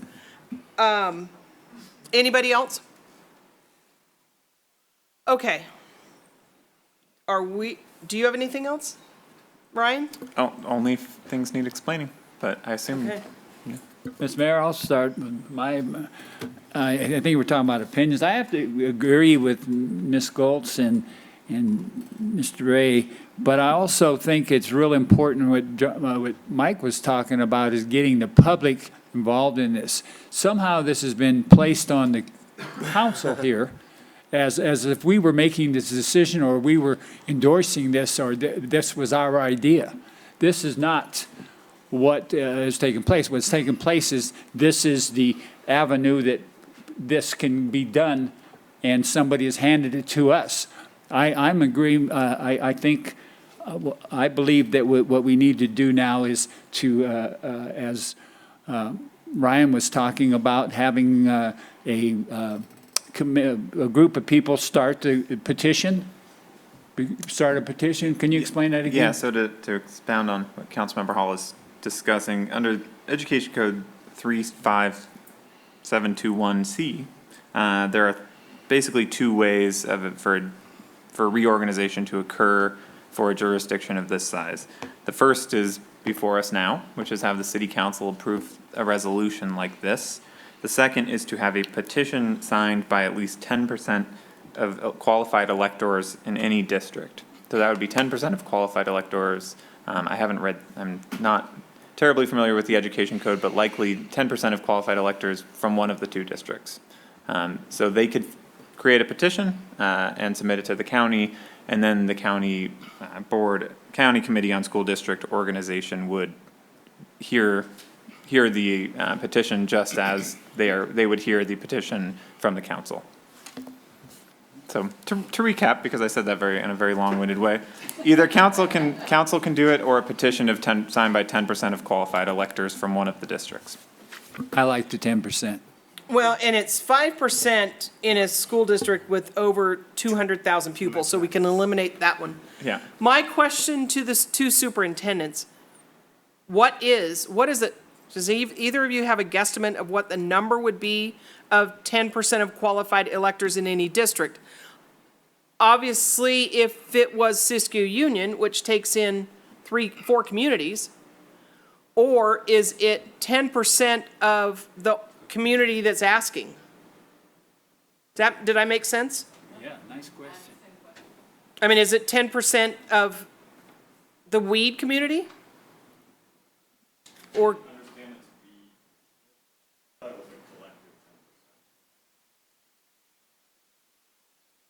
Which, how many would that be?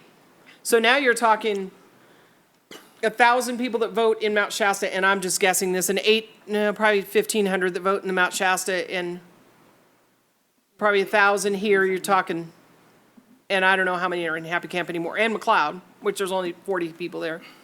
What would that number be? I don't want an exact number, I want an estimate. Going through a couple of reunification efforts. Oh, you need the microphone. Jeremy gets mad at us You're not loud. if you're not using the microphone. Our audience. We blame everything on Jeremy. You're on TV, live. So, being through a couple of reorganization efforts, typically the 10% is used when a school board moves forward with a reunification effort. And so say Weed Union Elementary School, the school board said, hey, let's go after a reunification of this. So we would go after 10% of the voting members within the Weed Union Elementary School District. Say Siskiyou Union High School wanted to go after a reunification district. It would be compared to what they wanted to reunify. If it was their entire district and all their feeder elementary schools, then everybody would have to be counted into that vote. So the 10% is typically used by a school board. The city council or another public agency is the one that waives all the 10% in the petition. Right, but the question was, in this particular case, how many signatures would that 10% be?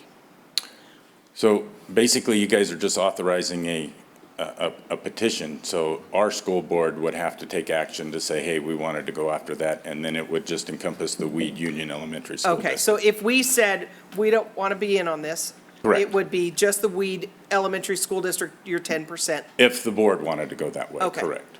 Okay. Correct. There is a cost associated with petitions and all that stuff, and so they'd have to look at And costs. we're free. And, well, the city council, if they did it, it bypasses all of that, and there is no cost. Got it.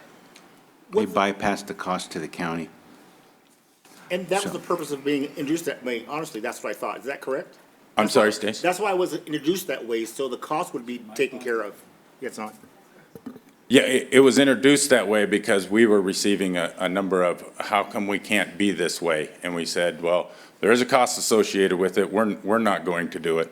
Another public agencies like city councils or tribal agencies or whatnot could do it, and there would be no cost. It doesn't necessarily mean it goes to the ballot. It goes to the committee. They have to take it into it, and they have to do the public hearings. They have to do the audits. They have to do the breakout of the money, hold public hearings on that money, and everything that it would be impacted. And that's what the county school office would do? The county office would do that, yes. The County Office of Education is the county committee on reorganization. Every county is required to have a county committee. And maybe I'm not getting it, but Mr. Matheson, what would be your response to that verbiage right there that I just had? So I understand your side based on you speaking, and I'm trying to make sure I get it clear. I'm not trying to put against each other, I'm trying to understand it. Right. I'm asking the city council not to do this and allow the districts, encourage the two districts to get together. The governing boards haven't talked about this. You know, is there a solution that we can find as two entities working together rather than have it go to, because if you pass this resolution, as I understand it, it goes to the county to do the study Right, and bypasses the petition process. yes. We would ask for the opportunity to meet with Weed Elementary Union and have that discussion. What are the issues? What are the concerns? Is there something we can work out? And if not, by all means, let's go this process. As I understand it, there'll be considerable work and cost in preparing and participating in that study process. Why For the not, county?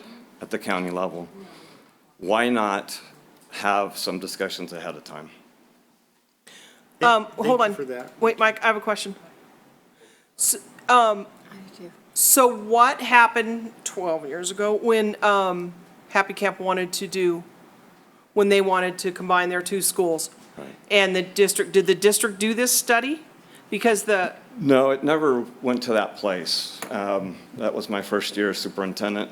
I had Kermit Walters come down and speak to the board and the community and present the concepts.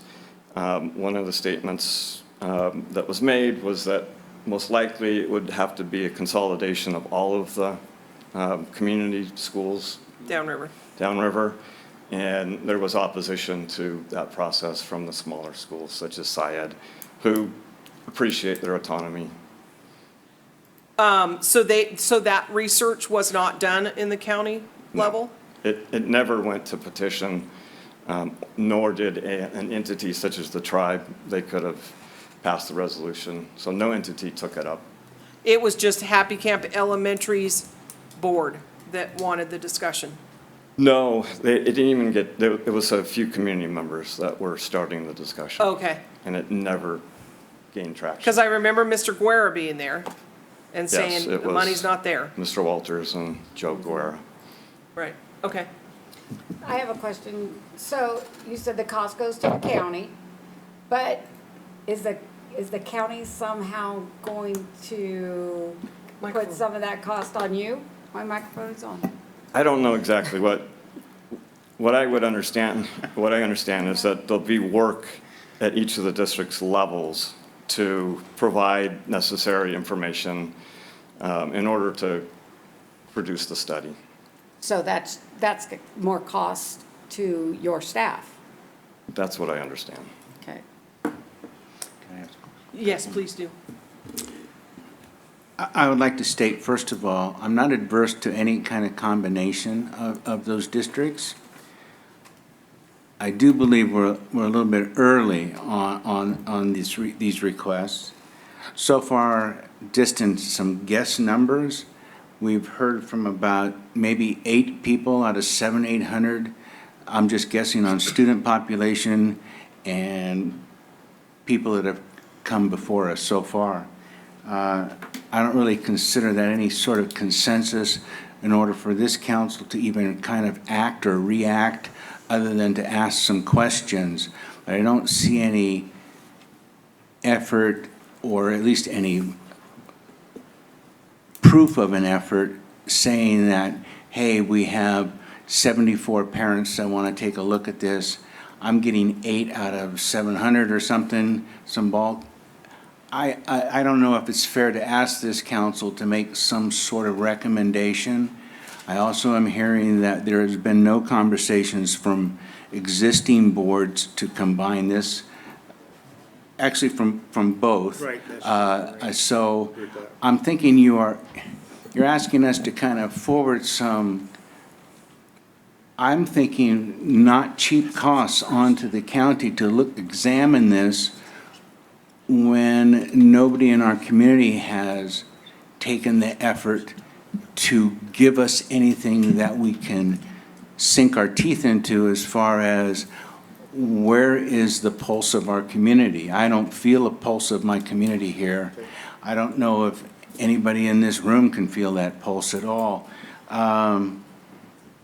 Again, I only show minimal support. And if you've had further conversations or more conversations, we haven't been able to, at least I haven't, I shouldn't speak for everybody here. I haven't been able to glean any of that off of this conversation that we've had. I do like the efforts of the boards talking and the boards getting a pulse of their parents or student body, however that might occur, but I don't feel it coming before us today, anyway. Thank you for saying that, Mr. Mayor. That's the question I was asking up here. Why haven't the two districts talked or had some conversation? Because again, I'm going top of the hill, down the road, there's another district. It's right there. I can't see any different than that. I grew up here, I see those trees, I see the houses, I know where people live. I see the two districts right there, and I just think that's a good point, that if they could, however together, it might go easier, whatever the needs are, because needs are important on both sides. My thing that, I think one room said is that, my thing is that, what does the students get from this? I know what Kim and I talk about every now. What do we get from being here? We're up here in the city council and leaders of different organizations, but that's because of what school systems we went through. Whoever was in charge, I didn't know there was two different districts. I thought it was all the same. So, I think it's valid, Councilman Calfini. Thank you for that. Madam Mayor, we do have a comment on the Q&A online Oh, thanks. from JD. It's up there, yeah. It says, bottom line, the high school was not consulted at all about the transition, already creating discourse amongst staff members and families at both sites. This won't work if they don't talk together. We do not have anyone on our public comment for this, but that came through just a few seconds ago. Well, thank you to Mr. JD, whoever, That's great. Or miss. or Miss. Don't call only speak in one gender, I'm sorry. Them, they. Them. Okay. All right, Ryan, this is, sorry, Ryan, this is something we're going to have a vote on amongst the five of us. Correct. Okay. Are you gonna make us do that? Yea or nay? I move to table the decision until we get further direction from the boards involved here. I would second that. I have So- a question. Go ahead. My question is just to encourage discussion. Can that be added to what you just addressed? And tabling it just means that we're not making that decision today. But I added the caveat that there needs to be more discussion, like you said. Ken. So from That's one question. staff's perspective, I think it would be useful if there was some sort of triggering event that we brought this back to the council. I don't know if you propose that there's a time period after which we'll bring it back to council. If they submit materials discussing their meet and confer obligations, anything else, Tim might have other thoughts, but some trigger for us to know that this should be brought back to you all. I would like to see the county research it. I would like to see the county be the mediator in between these two people talking, so that we get the information from Siskiyou Union, we get the information from Weed Elementary, with the county as the mediator. Because ultimately it goes I to the don't know why county, right? we would have the county mediate when they haven't even Because they made have a an committee. attempt.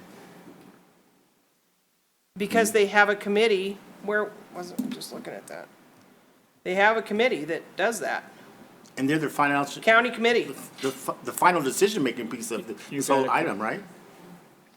You got it. Well, I made a motion to table, that's still on the There's a table. Or there's is a it? comment, Mike. Yeah. Mike? No, okay. No, anybody else? No? Sure?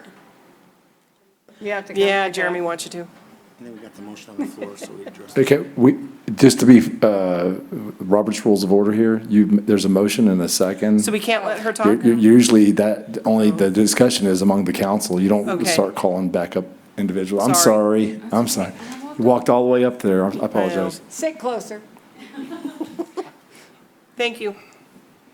And I had the question that was addressed, so we're going with the motion. You have a motion. We have a motion, and it's been, Bring it back. So if I can amend the motion to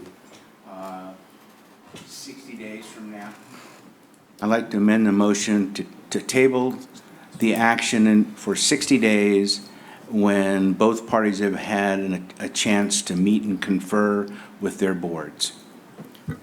Is the second accept that amendment? Yes, yes. So we'll come back in September. We have to move the motion first. Well, It's been moved and seconded to Table it for 60 days. All in favor? Aye. And I'm a no. Okay, Okay. all right, sorry. Okay. We good? Well, we addressed the issue. May not be good, we addressed the issue. Right, okay. All right, item D is tabled until Ryan tells us. Yeah, and we should get a motion. Yeah, there needs to be a motion. I to- so Yeah. move, I so move.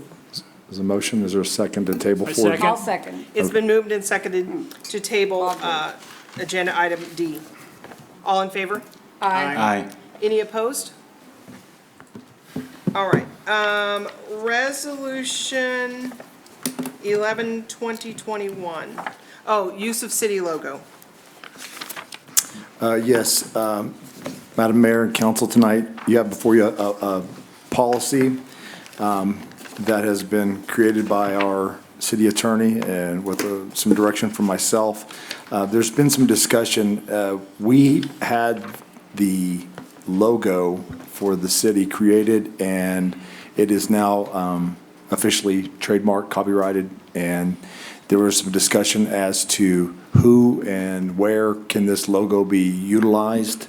Ryan did quite a bit of research, and there's only less than a handful of cities throughout the country that are monetizing their logo, like NYPD or in New York Fire Department. When you buy those hats, those have to be licensed by the city for the vendors to be able to sell these. So there's only a handful of these out there. And the city of Weed is one of them. And the city of Weed is one of them, yeah, right up there with New York City. So, anyway, So many similarities. So many. yeah, we got the subway system Subway's here. coming soon. Exactly. So here, there's a lot of cats in New York City. So you have a policy here before you. We discussed this at the pre-council discussion, and we're here to entertain any questions. And I think Ryan had some suggestions for item 6D, section 2. There were some questions as to what all that entailed. So I think he's kind of got some better verbiage for what that might, to be a little bit more specific. Yeah, just instead of adult-oriented businesses, we would refer to sexually-oriented businesses, which is a term more commonly used in state law and is clearly defined therein. Adult-oriented was intended to mean sexually-oriented, but it has several comments raised about whether that would also apply to businesses that cater exclusively towards adults, such as breweries, liquor stores, et cetera, which is not the intent. Okay, I like it. The brothel? No. Is this first reading? First reading, Rabbi? So this would be a resolution, so you would be adopting the policy by resolution. Do we have any discussion or anything? I'm good. I'm good with the change. I'm also. Yeah. I'm also. Do you want to just, can we remove the motion? Okay, I move adoption of resolution number, I moved my page, sorry. 20, here it is, I'm sorry, here it is. 20, on this page. I'm sorry, everyone. Trying to be smart now. 11-2021. A resolution of the City Council of the City of Weed adopting policy for use of city logo and ancillary city logos by non-city organizations. Be passed. With the change suggested by Ryan. Yes. Yes. Amended as accepted, yes. A second. It has been moved and seconded to approve resolution number 11-2021. All in favor? Aye. Any opposed? Okay. Do we have another? No, we're good. No, just adopted it. Okay. We're on a roll. Yeah, we are. League of California Cities, council will consider selection of voting delegate and voting delegate alternate. Is this it's also a resolution? No, Or just a vote, right? Yeah. just a Just basic a vote. motion. I would go. Will you be the delegate? I will be the Alternate. alternate? Yeah. And then I'll our- probably go. I can't guarantee. Okay. You I'll can be- guarantee you okay, can go. I can Yeah. guarantee you. And our city manager goes along with it, but he's not a part of this No. discussion, right? Are you Yeah, going? we're already arranging a party. so- No, I have another obligation that week, so I will not be attending Okay. that conference. So it'll be me? Yeah. And you possibly? Yeah. My husband can golf.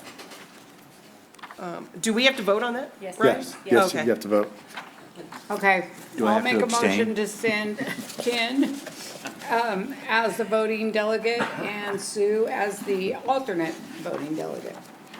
I second it. All in favor? Aye. Aye. Any opposed? All right. Are you guys here for the road closure? Oh, I'm Sorry. so excited. Sandy, She will wants you to make me my come. travel arrangements? We're all The coming. city's, yeah, the Sacramento. We have a road closure request for a party. And I think it's so great because I think neighborhoods should have parties and know each other and be able to talk to each other.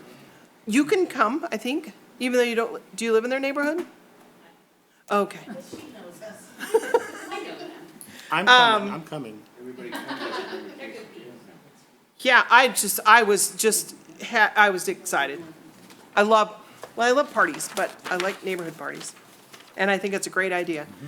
Who over there has, Craig, do you have an opinion on this? Our fire chief does. Real? Fire chief, you're good? We're good with it as long as we're invited. Okay. You probably have to bring it, If they dial 911. yeah, you have to bring your own food, You have but to I'm bring- sure you're more than You welcome. have to bring drinks. Yeah, no bouncy house for your firemen. Right.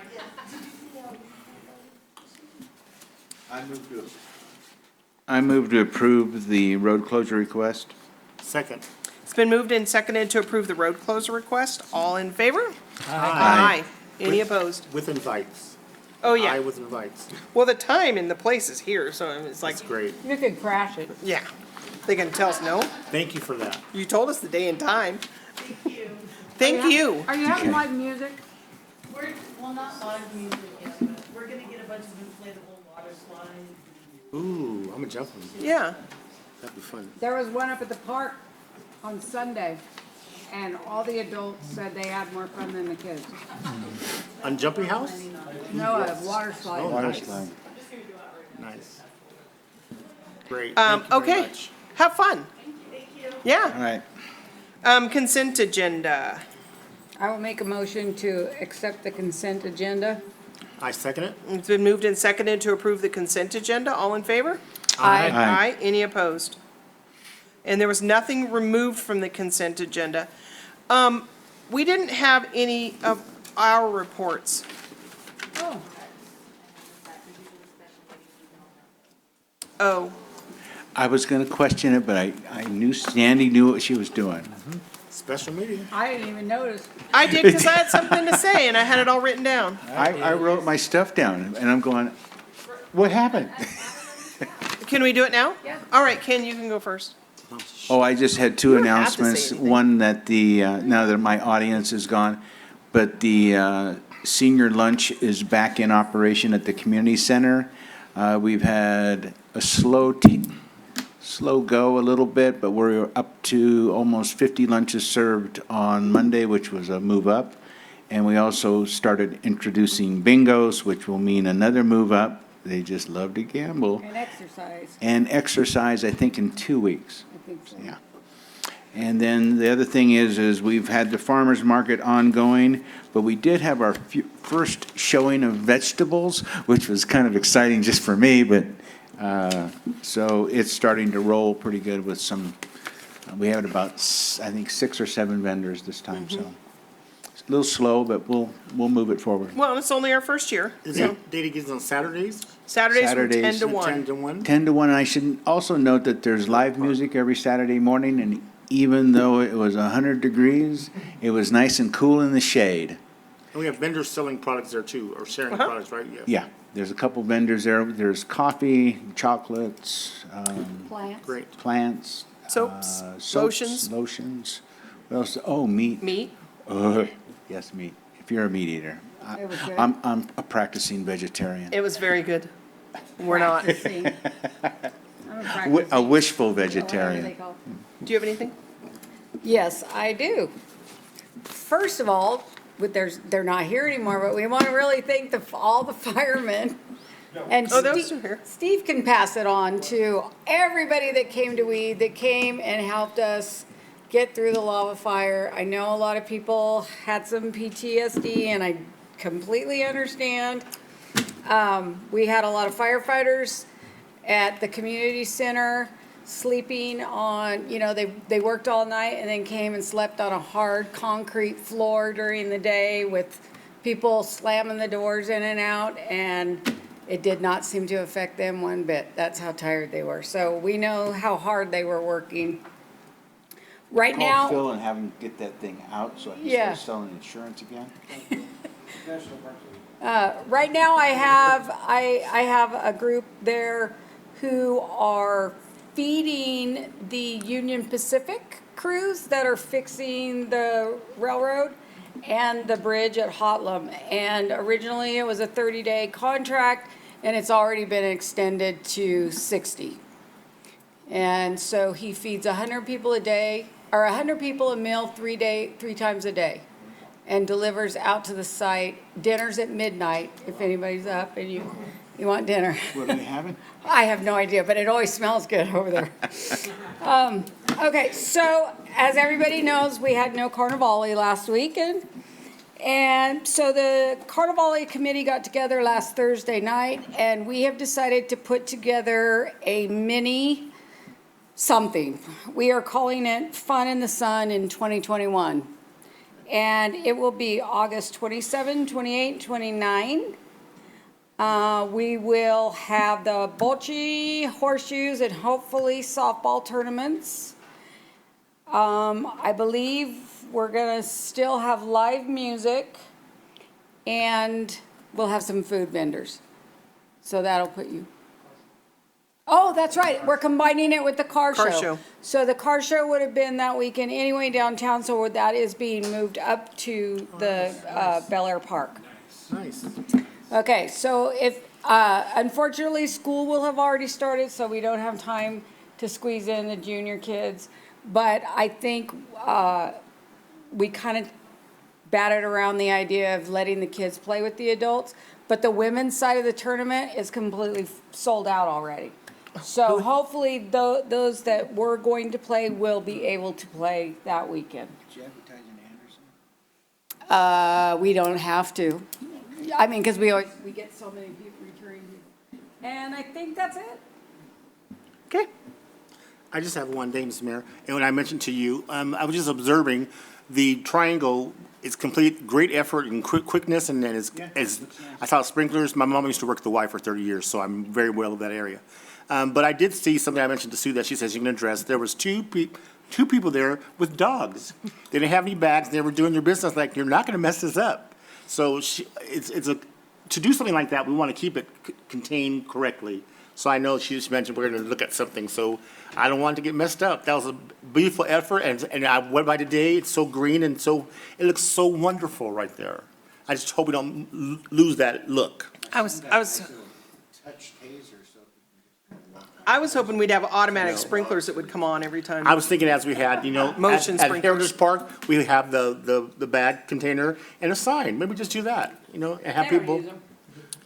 I have learned that people do not read signs. Yeah, they steal them.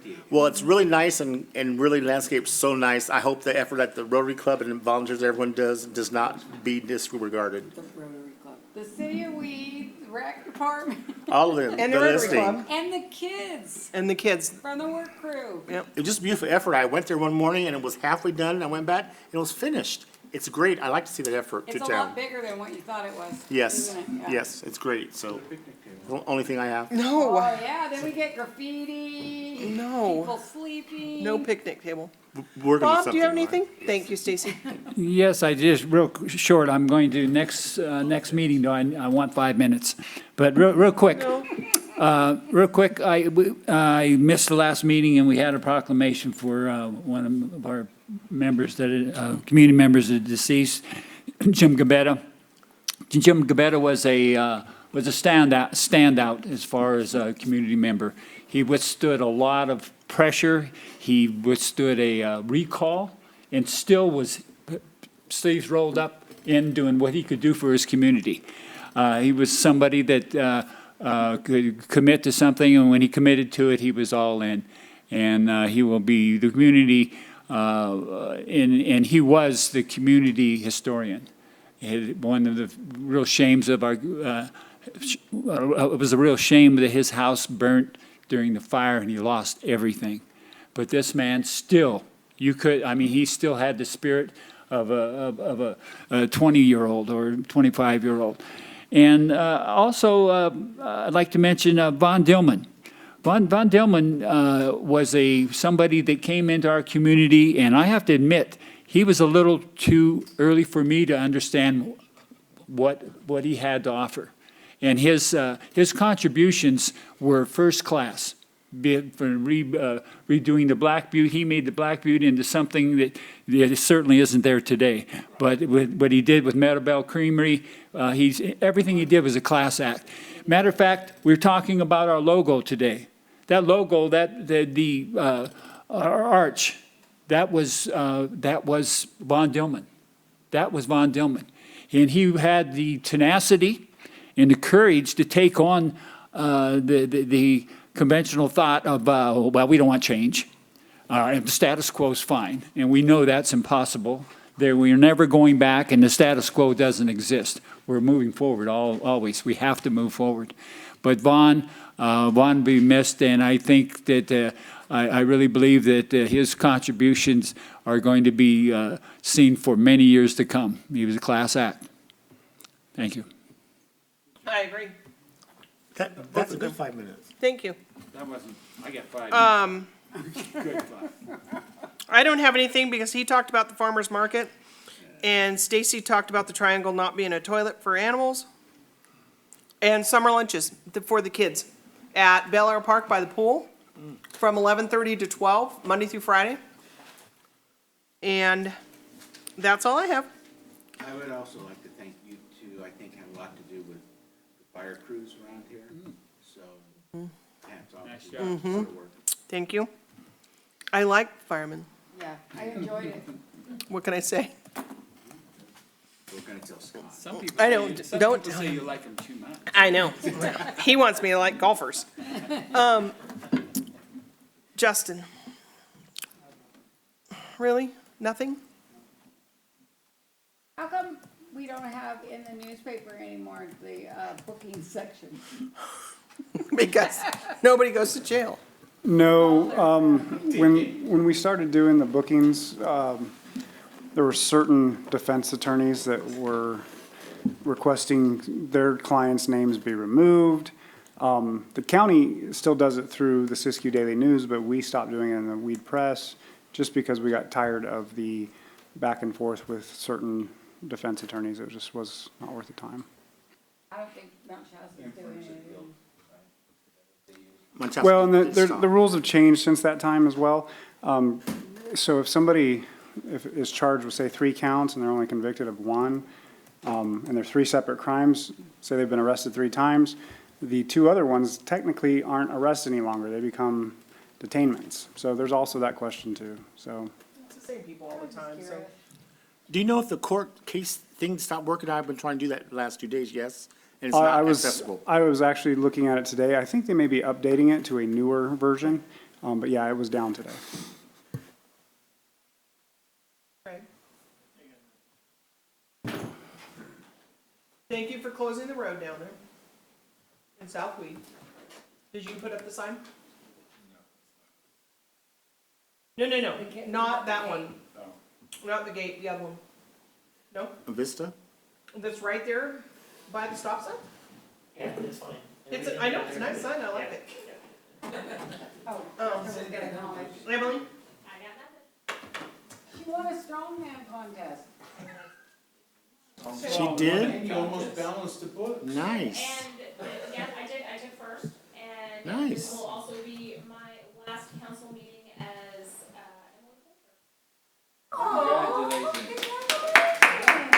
Do you want a new name? What, Or you're gonna have what, three what does names? that mean? What does that mean? I'm getting married on the 24th. Congratulations. Okay, I didn't know that. Nice. Are you doing a destination and going somewhere? Nope, we're getting married at Little Shasta Church. I mean, that's very cute. Do you need a new name thing? Do you want three names? Eventually, no, Or two? I don't know. She can still be Emily Coulter Essersby. Three names. It's her professional. Exactly. Well, congratulations, Emily. Thank you. Steve, would you like to say anything?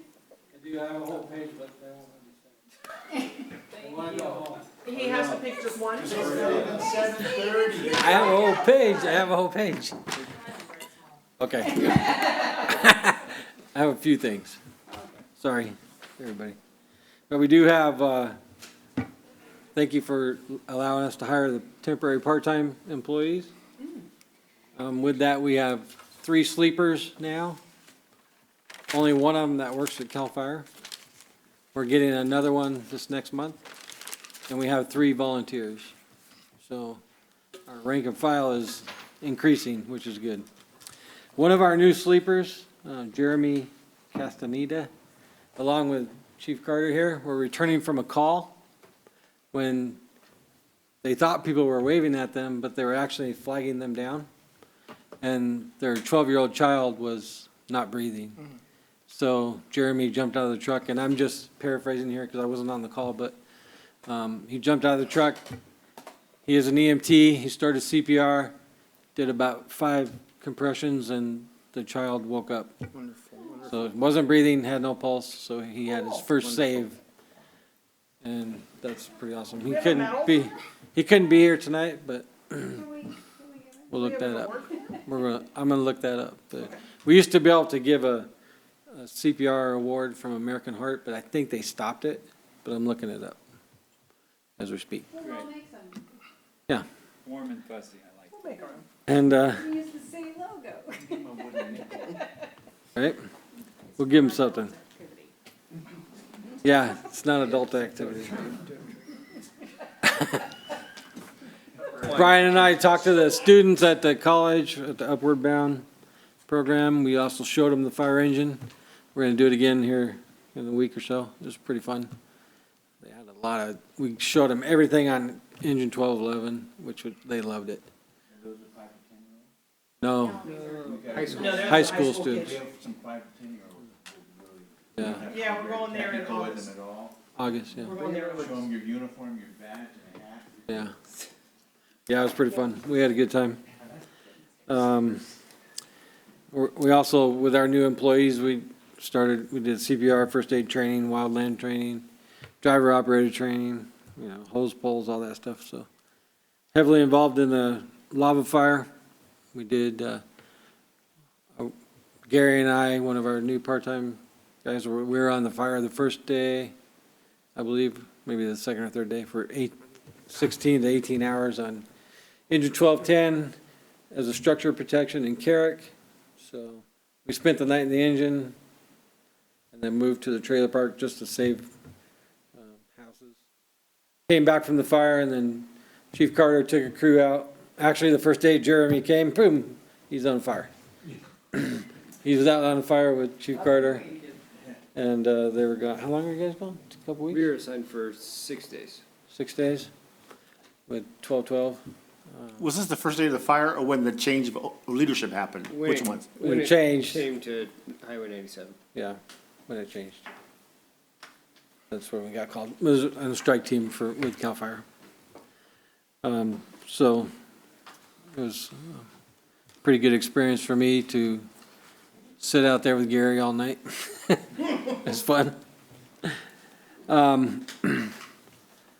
And then we drove to Davis, California, which is close to Sacramento. Went to the CAL FIRE auction, it was Type 3 engines. We got to go to the engines, Chief Carter and I, start them up, look them all over. We chose 8 trucks for the auction, and we actually were accepted one of them. We are now going to go pick that Type 3 up, and we'll have it in service eventually, as soon as we get all the equipment. So we'll have a Type 3 that will be able to cover weed, go on strike team assignments, and it's a good start for us. And eventually, you know, in the future, we'll get a newer one as we go. Now, just to remind, last meeting, that you're spraying this, is that the one that you mentioned that we need to get? Yes. Okay, that's what I want to make sure. I got And we got it at a great price. We got it at, Nice. yep, $8,000. And it runs? Yeah, we started it up. Everyone, Shasta used to have it, I don't know if they still do, it was covered. Dude, he's good. He came with the grant, first meeting. I loved it. That's the way it goes. I don't think they have that. no. I don't think they have it. So, Mount Shasta started out with some used trucks, and they, with all the money that they've made on wildland fires and cover assignments, they just bought 2 brand-new trucks, Type 3s. That was actually just what the rumor was. Yeah. So, it's a good start for us, and we also got a $10,000 donation from Perfect Union. Yes, So. I saw that. Perfect Union, That's great. yeah. We're gonna put their logo on the back of our truck. No, I'm just kidding. Let's don't start that rumor. Oh, my No. gosh. They wanted to put it on the senior van. That was a joke. Speaking of the logo, though, didn't we have 2? We had this one. Yeah. And then we have a product one too. Okay. Yeah. Does that, all of those things together, or? As city seal or ancillary logos. That's an ancillary logo. That's all. Can I ask a question about the Roosevelt Parkway? I didn't follow the rules, I'm sorry. I was going through it, and I saw the signs on both sides. Is it still Roseburg personnel and fire people, can they still be used by the public? The signs are different on both sides of the road. I believe it's open now. Okay, because I was doing, I didn't want to disobey a law. Right. Brian, do you have anything to say? I believe it's open. I know you stole your thunder, but you were gonna say, I saved a 12-year-old child. No. No, it's good. Just appreciate the ability to hire those 2 seasonals and, it paid off Oh, yeah. very well. It was a humbling experience to see the mother and father of that, child with their child in that position. Wonderful. And then to be able to, You know what happened to him? prior to us arriving, they said she was acting weird and then felt like she was choking. And when we showed up, her lips were purple And there was nothing in and the black and, yeah, no respirations or pulse. And it was a good outcome to a bad event, so, Yes, yes, yeah. yes. Yeah, the new guy says, they're waving at me, so I wave back, and they're like, no, we're waving at you. Like, come here, help us. He's from LA, so he's not used to people waving at people, so he's still getting used to waving at other people. He likes me. Sandy? Oh, man. You guys are already packing up. Yeah. Yeah, that's all right. Listen to you. Ryan, do you have anything? I spoke too much tonight. You want to talk, what kind of dog do you have? She's a mutt. Yeah, she's like a shepherd mix. People think she looks like a coyote a lot. She's a little coyote looking thing. Those are cute. Governor's not here, so we're good. I had that cat, you know, I got that cat, the next door neighbor's got a big, I had a dog door. Yeah, Dog door that'll do it. came open one night, apparently, and was eating dog food. Was hungry. Dog food for 2 or 3 days, and I'm going, well, I can start feeding like that. Not soon, you're gonna. And thank you for all that, a lot of work you did, and it was kind of streamlined tonight, but thank you for that. You're up. Thanks, yeah. Okay, real quickly, it's been a pretty quiet month. Not much has happened between the last council meeting and this one, so I don't have a whole lot to talk about. But I would like to thank the mayor and council for all their help and cooperation during the lava fire. And I will also say, you know, thanks to the fire department, but I will also like to say it was an all-hands-on-deck thing here at City Hall, too. It wasn't just, you know, a few people. It was everybody. We had employees that had to be evacuated, and, and within a few hours had to find a place for their families and then come back to work and for the next week. And so we had a lot of people. I'd like to express my thanks to Justin and the police department.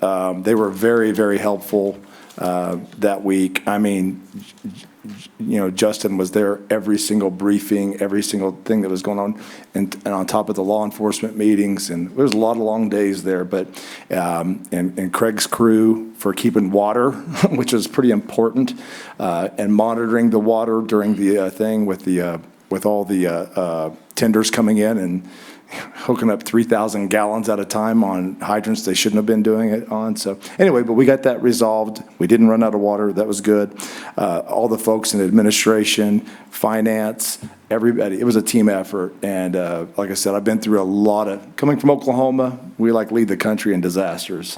But I've been through 2 other wildfires, and this one was, of course, much, much larger than the 2 I had worked through. And yeah. Yeah, it was real close to my home, about 800 yards. So anyway, it was something. But I will tell you, I was very impressed. I even called one of my former fire chief in Midwest City. I was giving him a hard time.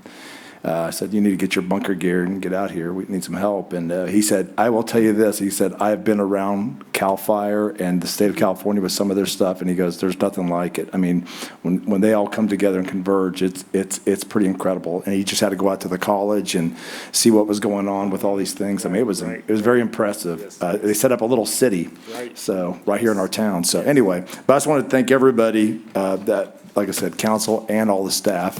It was a very stressful, week or so, but I think it was something that we learned a lot about too, as far as communications. We also ordered, Craig's guys are going to order some lockout tags for our fire hydrants, and then the next time we have an event, they'll know where to go and where not to go, because there'll be a big tag on it that says, do not use this hydrant.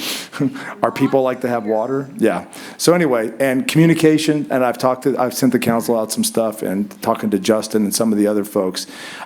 Social media is okay for certain things, but unfortunately, people like to read the last, few comments and then they go, oh, that's what's going on. Well, that's not what's going on.